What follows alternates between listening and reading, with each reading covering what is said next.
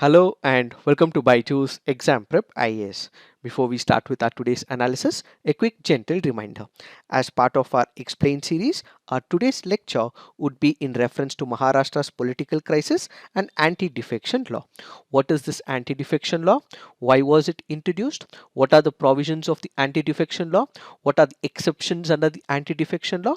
And some of the landmark judgments of the Supreme Court will be explained live on our YouTube channel from 8 p.m. to 9 p.m. So please do tune in and understand everything about this topic. And do note, this session will be handled by Sarmad Mehraj sir. Let's get started and look into the first article. The first article says the free fall of the rupee. Let us try and understand what is this article all about. First up, let's look into the data. The Indian rupee hit an all-time low against the US dollar, weakening past 79 rupees to a dollar mark and selling as low as 79.05 against the dollar. Many experts also point out that in the near future, this number may increase as well and the drop may further depreciate. In fact, the International Monetary Fund expects the rupee to have weakened past 94 rupees to a dollar mark by the financial year 29, and the Indian rupee has been witnessing a steady decline, losing more than 6% against the US dollar since the beginning of 2022. Now the question is, why is the rupee depreciating? Why is its value going down in comparison to the dollar? And what we have to understand is what will be its impact on the economy and the customers. We will have a broader picture about this article. First, let us understand about the Forex reserve. When we speak about the Forex reserve, India's Forex reserves have dropped below 600 billion, plunging by more than 50 billion since September 3, 2021, when Forex reserve stood at an all-time high of 642 billion. Why is the Forex reserve decreasing? That is because of the number of steps taken by the Reserve Bank of India to support the rupee. In fact, the RBI officials have also gone ahead and said that the drop in this Forex reserve is due to fall in the dollar value of the assets held as reserves by the Reserve Bank of India. This basically means that there are multiple factors added to it. One of the major factors happens to be the FIIs. These foreign institutional investors have pulled out a lot of money. When you consider the month of May, they have withdrawn as much as 44,000 crores. So India had a lot of money, but now it is being withdrawn, and as a result, what we have is the Forex reserves which are depreciating in India. Now the first question that we have to understand is what determines the rupee's value. What we have to focus is on the demand and supply. If the demand for rupee increases, what we will have is the appreciation. If the supply increases, what we will have is the depreciation. When will the demand for the rupee increase? Let's say, for example, we have the Indian market which is doing good. Let's also assume for a moment that India has all sectors which is performing. So on one side, the rupee value will increase when there is demand for the Indian rupee. When will the demand for Indian rupee increase? When there are more people who are investing on the FDI, that is the foreign direct investments are being made. Then you also have the foreign institutional investors as well. They are also making investments in India, and at the same time there is large scale exports that are happening. There are people who want the Indian goods. In all these cases, they are taking up Indian goods. They are bringing money and investing in India. So it means there is dollar that is incoming. So what we have is requirement for the rupee. So when there is excessive demand in the market for the rupee, that is when there is appreciation of the rupee. But now what is happening in the market? There is excessive supply of the rupee. So whenever there is excessive supply of the rupee, this obviously results in depreciation of its value. What exactly is happening? As of now, when you look into the current market, what we have is number of people who are withdrawing money from India. So you have the FIIs who are withdrawing from India, and at the same time we also know for the fact that we have the import bills that are increasing over a period of time, and that is because of the oil consumption. So we know 80% of the energy imports happen from the foreign countries. So India has to shell out the money. India has to pay it in terms of dollars, and as a result, what we have is depreciation of the money. So what happens? It depends on the demand of the currency as well as its supply. When the supply of a currency increases, its value obviously starts dropping out. On the other hand, when the demand for a currency increases, its value starts rising as well. So when when it comes to a larger picture of the macro economy, who controls the supply in the Indian market? What we have is the central bank, and it is the Reserve Bank of India, which would be able to control the supplies. So it will be able to print the money, it will be able to regulate the supplies in the Indian market. But when it comes to demand for the currencies, all these need to work. For example, people should start buying Indian goods and services, people should start investing in the Indian stock market, the foreign institutional investors should trust Indian market and they should start pumping in the money. And there are other section of the people like the telecom, the insurance. If there are people who are bringing in the FTIs, that is when there is demand for the Indian money. So the demand and supply depends as to how there is demand in the market. Now that we have understood about the demand and supply, why there is depreciation and appreciation, what is causing the rupee to lose the value against the dollar, there are multiple issues that are surfacing world over. The primary being US Federal Reserve has been raising its benchmark interest rate. We did discuss on our big news initiative as well that United States of America's Federal Reserve has increased the benchmark interest rate. As a result, people from every emerging country, it is not only with respect to India, even in the developed markets as well, what they are doing is taking out their money. Since they're taking out their money from the emerging markets as well as in the developed markets, you also have euro, you also have yen, which have also depreciated against the dollar, and the dollar index is up more than 9% so far this year. This basically means because United States of America is taken this initiative, people who had invested in other markets, they are pulling out of those markets and going back to United States of America to invest, which is becoming the first major reason as to why it is also losing its sheen in India as well. So there are people from India who are removing their dollars, depositing the same in United States of America, and as a result, rupee is losing its value. This is at the international level. But what is happening within India? India's current account deficit is also increasing. Why is the current account deficit increasing? That is because of the massive imports that we have had. When we consider oil, what is happening right now? We are importing a lot of oil, and when we speak about oil imports, we know for the fact that 80% of India's oil imports happen from some other country, which also means that there is more imports and less exports, which is resulting higher current account deficit. More the current account deficit, it means we may have to shell out more for the imports, and exports are very less compared to the imports, resulting in the value of the rupee depreciating when it comes to the dollar. Added to it, higher inflation in India suggests that the RBI has been creating rupees at a faster rate than the US Federal Reserve, which has been creating the dollars. This is another factor as to why the rupee is depreciating in comparison to the dollar. How does a weak rupee impact you and me? Let's say, for example, if the value of the rupee goes on decreasing, then India will have to pump in more money to import as well. And if it has to pump in more money to import, our oil will also have to be paid more, and we have to shell out more for the oil. And as a result, multiple other imports like the metals, the electronic goods, so on and so forth, will become costly. If these become costly, it obviously hits, and this is where the currency starts depreciating. India also depends heavily on the electronic good items as well. We also import a lot of mobile phones as well.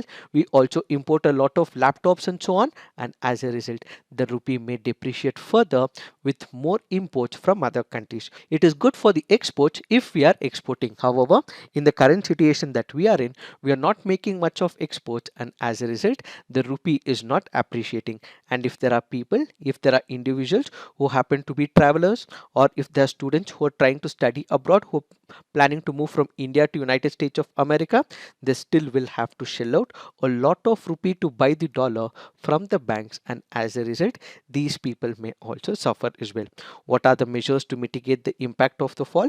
When it comes to the measures that have to be taken, the Reserve Bank of India as of now has a huge amount of foreign reserves. Yes, there will be fluctuations, but Reserve Bank of India would be able to manage it, but if we have to do something, then hedging is a viable option for the importers to protect themselves.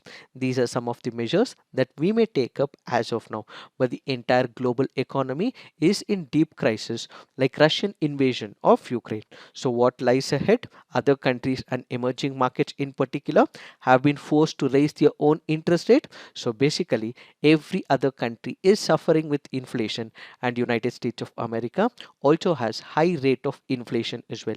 So we have to wait and watch what would happen in the next few days in India and across the global community. It is this that we have to understand with respect to this article. Now let's look into the next article. This article says the art of reading a film. The article here is speaking about censorship. So let's take a broader picture and understand what is this film censorship all about. What are the laws in the country? What are the concerns with respect to the censorship in India? The constitutional parameters, the Supreme Court judgments, the controversy surrounding it, and the way forward. When it comes to the annual production of India, we have about 1600 to 2000 films, which includes Hindi as well as the regional languages, and India happens to be the largest producer of films in the world. Through the films as a medium, what we are able to do is try to influence the people in the society. We are able to educate people as well. We are able to build a national character as well, and largely we are also able to take issues in the society, telecast the same on the films as well, and ultimately influence the people's mindset. So films are not just about showcasing, it is about profiting, or it is about characters. It is also about evolving the characters of the people.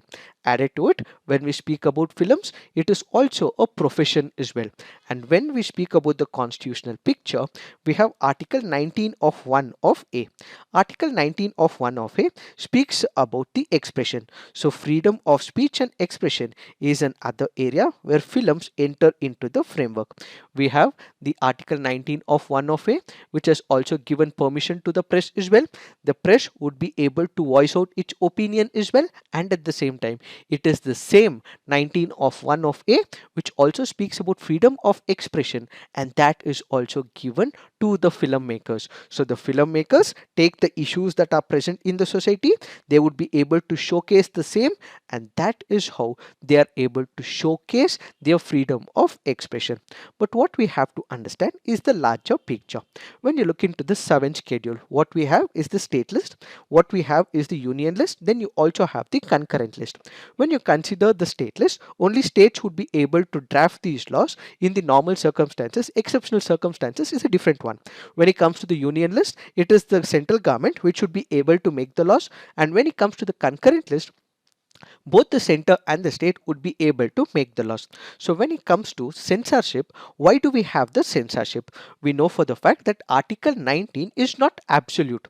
What do we mean by it? It means there are reasonable restrictions in case there are people who are telecasting the movie and this is violating, let's say, the sovereignty of the country, foreign relations with another country, and it is disturbing the public order. In that case, there are reasonable restrictions which can also be imposed to the films as well. So remember, freedom of speech and expression is not absolute. So one of the reasonable restrictions can also be imposed on the films. So this reasonable restrictions that is imposed on the films is what is called as censorship. So what is censorship? In case there are certain scenes, there are few characters who are playing that particular role. If this particular scene in that movie is disturbing the tranquility in the society, or it is violating the public order, or there are some restrictions given under 19 of 2, if it is violating any of these, then the state would be able to impose reasonable restrictions. If you go back to the 7th schedule, what you have is the union list. Under union list, you have entry 60 of the union list of the schedule 7. What does it speak about? It speaks about sanctioning of cinematography films for the exhibition. So in case it is at the central level, the central government would be able to regulate it under entry 60 of the union list. Similarly, you also have the state governments as well, which would be also able to enforce the regulation of the movies. That is in entry 33 of the state list. So you have under under entry 33, theatres and dramatic performances, cinemas subject to provisions of entry 60 of the union list. So what we have is the state government and the central government which would be able to regulate it, and in case they feel that there are certain scenes in a movie which is violating the restrictions given under 19 of 2, they would be able to impose censorship. So what is censorship? It is basically about cutting few scenes in the movie or asking the director to bring few changes in a particular movie so that this does not disturb the tranquility in the society. Let's take some of the examples. When we speak about examples, let's take the example of Da Vinci Code, or let's take the example of Padmavat as well. These were some of the movies which have also had controversies as well. This is where we have also had mob censorship as well, which means people did not like certain character, or they felt that this is hurting their religious feelings, or they might have also felt it is hurting their sentiments because their leader, their supreme leader, is being abused. In all these cases, it is the people who also take law into their hands, and this also forces the state to impose censorship as well. They may not allow the movie to release as well. So we have also had controversies and movies going with each other. So in all these cases, whenever the mob have taken laws into their hands, there can be two outcomes. One, the government is taking care of it and making sure that the movie is released by giving the state protection, or the government will also get circumvent to this pressure and they may also ask the filmmakers not to release their movie in the theaters as well. Also remember, when we speak about the constitution, we also have constitution which speaks about the profession as well. This also happens to be a fundamental right. If these people, the filmmakers, which is their profession, which they are not allowed to telecast in open, it also means it is violating their right to profession. Now the most important question is, why are some movies being banned in India? Why is there censors in India? Let us try to figure out what are these reasons. When it comes to India, some of the movies in India are not allowed to release. For example, if that particular movie is showing the country in a very bad light. If we have to take the example, we can take the example of one of the documentaries called as India's Daughter. This happened to be a documentary which interviewed the rapists in India, and then it showed the country in a very bad light, and as a result it was not allowed to release its documentary in India. So if there is a documentary or a movie which is showing the country in a very bad light, that can be imposed with reasonable restrictions. The second reason that we can look into is the portrayal of the life of the leaders. Let's say we have Mahatma Gandhi, or we have other national leaders, or we have the political party leaders as well. In case there is a movie which speaks about the leaders in a very bad way, those are also being regulated in the country. One, they will not be allowed to release as well. In fact, if they release as well, there might be some scenes which can be controversial, such is asked to be edited by the director. So basically, on one side, if the country is thrown in bad light, that movie is banned. If there are political leaders, national leaders, if there are controversial scenes, in that case, they are also asked to edit as well. The third is in reference to the communal violence. If there are issues with respect to the religion, or people perceive that this can lead to communal violence, or there has been an issue where communal riots have taken place and they throw up this particular movie once again, this may ignite passions altogether. As a result, this needs to be regulated, so they may ban the movie as well. The fourth is to do with religious sentiments. If there is a particular movie, if it is out in the forum, this may also hurt the sentiments of the people, and as a result, it will be banned or they will be asked to regulate as well. Fifth is in terms of obscenity. What exactly happens? Let's say, for example, there is a particular scene where nudity is shown, there is a lot of vulgar language as well. In that case, it can also be regulated, and if there are taboo subjects in all these cases, what we have is the censor of that scene or the entire movie which is banned. This is where we have to look at what the laws mandate in India. When we speak about the preamble of the Indian Constitution, what does it say? It says we the people of India. It also speaks about liberty of thought and expression. So when a director is thinking of a movie, and if this movie is not allowed to be showcased in the country, this is violating the very principle of liberty of thought and expression. Added to it, we did also speak about the profession as well, and if a person is not allowed to release his movie, this is also violating the fundamental right of profession. On one side, it is limiting his liberty of thought and expression. On the other side, he is not able to showcase his talent. This also violates the fundamental right of freedom of expression and at the same time the profession as well. What has the Supreme Court said in the past when it comes to the censorship? The Supreme Court of India in K. Abbas versus Union of India and another has clearly gone on to say that whenever there is a movie, this movie can also push in a lot of emotions as well. So as we watch the movie, sometimes what we imagine the same to be the character, we put ourselves into the shoes of the character as well. So what a movie drives is the emotions. It stirs up emotions as well, and as a result, if there are certain scenes which can also create a ruckus in the society, harm the public order, in that case censorship can be imposed by the censor board, says the Supreme Court of India. So censorship can be done? Yes, it can be done, says the Supreme Court of India. In Bobby Art International and Ompal Singhu, better known as Bandit Queen case, what happened? There was a case that was filed in the Delhi High Court. What was happening? There was a case which goes to the Delhi High Court. The Delhi High Court looks into it, where this is one of the cases which is throwing the far reality that is existing in the system. So on one side there was nudity as well, on the other side there was vulgar language as well, but Delhi High Court says that because there is nudity and vulgar language, this cannot be telecasted, this cannot be released, and ultimately says that there has to be ban on the movie. So what do? They go to the Supreme Court of India. So Supreme Court of India looks into this particular issue, goes on to say that whatever is there in the society, the same is being telecasted. If there is vulgar language that is present, if it has actually happened in that particular case, you may go ahead and release it because it is showing the stark reality of the society. So the Supreme Court overruled the Delhi High Court decision and allowed the movie to be released because that incident had actually occurred in the society. So because it was the truth, because it was the reality, it was what really happened, this was what was telecasted, and as a result Supreme Court allowed this movie to be telecasted and also shown as well.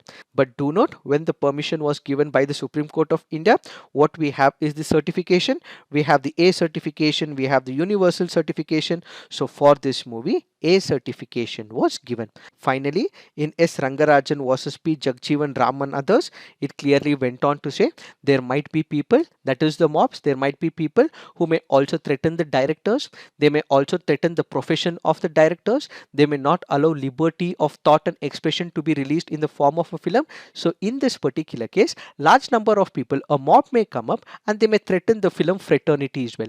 It is at this particular point the state has to pitch in. So the state has to immediately make sure that they are protecting the film, or else the mob may enter into what is called as blackmail and intimidation, and this cycle may repeat every now and then. So it is the responsibility of the state to make sure that if a movie is released, if the censor board has given the permission, in that case the mob have no business. In case they do not want to watch the movie, let them not watch it. But if the film director wants to release it, and if it is given permission by the censor board, the mob have no role whatsoever, and the state has to protect, is what the Supreme Court said in Rangarajan versus P. Jagjeevan Ram. So what we have is the Supreme Court of India, which has said that yes, censorship is fine, and this happens to be a reasonable restriction, but then the larger picture of public order can also be taken into picture, says the Supreme Court of India. It is this that we have to understand with respect to this article. Now let's look into the next article. This article says a road safety quartet and the road ahead. This article here is speaking about the Lancet study with respect to the road accidents. We did discuss about this issue in our yesterday's CNA as well. But what are we going to discuss? We will not discuss what the study is all about, what were the recommendations given by the Lancet study group, but what we are going to discuss is some of the issues that have been existing in India. When we speak about the existing issues, the ambitious amendments to the Motor Vehicles Act in 2019 have not yielded any significant results. When we go back to the COVID-19, the number of issues, the number of accidents decreased during the COVID-19 period. Why? Because there were not many bikes or the cars or the vehicles out on the roads, but immediately after the COVID-19 limitations were lifted, more vehicles were on the road. This also meant more accidents as well. So whatever amendments that were done during the Motor Vehicles Act in 2019 have not resulted in helping reduce the accidents is the first major criticism. Major interventions in India, first suggested by Sundar Committee in 2007 and ordered by the Supreme Court in S. Rajshekharan vs. Union of India, have not made a dent in the problem. So we have the Supreme Court of India as well as the Sundar Committee, which had given number of recommendations. When it comes to the Sundar Committee, it had asked for setting up of a apex national body. So this national body will have to be created by the central government at the national level. It has to look into the road safety, and if there are any issues, the same will have to be taken up by this particular organization. If there are any issues, this has to be fixed by that organization, and it also wanted fixing decentralized responsibility at the district level as well. So the Sundar Committee pointed out that India lacked a technically competent investigation arm that could determine the cause of the accident. Ideally, you should have established one institute which will look into all this, but since we do not have it, that has become a major roadblock in India. In fact, the MV Act stipulates only a fine of up to 1 lakh for failure to follow norms and stipulations by the designated authority, contractor, consultant or concessionaire, leading to death or disability, and there is little evidence that even this has not been enforced after a public inquiry. What does this mean? It means if there is a contractor who has been given a contract to lay roads in a particular area, and if it is not meeting the intended standards as originally envisaged, and this happens to create a problem for the people traveling on the roads because there have been potholes, so on and so forth, and if it results in accidents or disability, so that contractor will be imposed with penalty. Despite we having this provision, there is not much of implementation with respect to this issue, says the author. So the author says it is just not about legislation, it is just not about laws on the paper, it is about the enforcement and the implementation. We do not have a single department that takes the responsibility of the road safety in India. So going forward, what we require is the actual implementation of the legislation, and we require one institute or a department which will cater to the needs of the people when it comes to the road accidents, is what is this article all about. But do note, with respect to the entire Lancet study, we have discussed yesterday in our CNA. In case you have not watched it, kindly look into it. Now let's look into the next article. This article here is speaking about the G7 summit. We did discuss about the G7 summit in our big news initiative. We did also discuss about another initiative come up by the G7, which is nothing but the PGII, which stands for the Partnership for Global Infrastructure and Investment. We did discuss everything on the big news initiative. But what is this article speaking about? This article currently goes on to say that we had the G7 members who met up recently where in Germany. Why Germany? Because Germany had the presidency. While they did speak about climate change, they did also speak about vaccine equity, they did also speak about infrastructure, and which is why they have come up with this particular program called as the PGII. Despite all these initiatives, their major focus was in reference to Russia as well as China. So they released a communique. What is this communique? This happens to be an official document which is released at the end of the summit in G7, and this will clearly highlight what were the outcomes of the discussion. So according to the communique, they have discussed about Russia, they have discussed about Russia's invasion of Ukraine, And at the same time, they also spoke about China as well, where China is becoming hegemonic when it comes to South China Sea. It is increasing its aggression in the South China Sea and also in the maritime domain. So the major discussion of this G summit happens to be about Russia as well as China. This is where India has a major problem. What is the major problem? On one side, whenever India is part of BRICS, the BRICS is where you have Russia and China. The Russia and China start abusing the way of operations of the West. So India is in a tight spot. Now in G7, you have the Western countries. The Western countries start criticizing Russia as well as China, but India cannot say yes to it. So India is in a tightrope and has to manage the Western powers. Also, these countries is one line of argument. The other idea that was spoken in the communique was in reference to the resilient democracies. G7 and the special invitee partner countries, for example, India, Indonesia, Senegal, South Africa, and Argentina, were all asked to come to this G7 summit. And during this particular communique and the summit meetings, they said that they would want to commit to the free and fair elections, protect freedom of expression, and gender empowerment. So, all these countries will also have to give importance to this value system. It is this that we have to understand with respect to this article. But for the rest of the analysis, you can look into the last few days of big news where you would understand about G7 as well as the PGII. Now let's look into the next article. This article here is speaking about the migrant crisis that is happening in United States of America. You have number of people who are also called as the migrant caravans who are moving from South America. They want to enter Mexico, and from Mexico they want to enter United States of America. So they are moving through the forest areas. Some are moving even through some of the remote areas. They have also encountered threat to their life as well.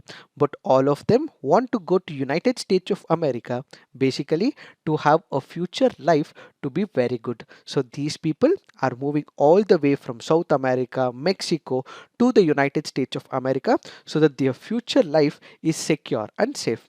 This is where the article says that United States of America has a migrate policy which is not that good. As a result, number of people have passed away. So 53 people were recovered from an abandoned tractor in San Antonio in Texas.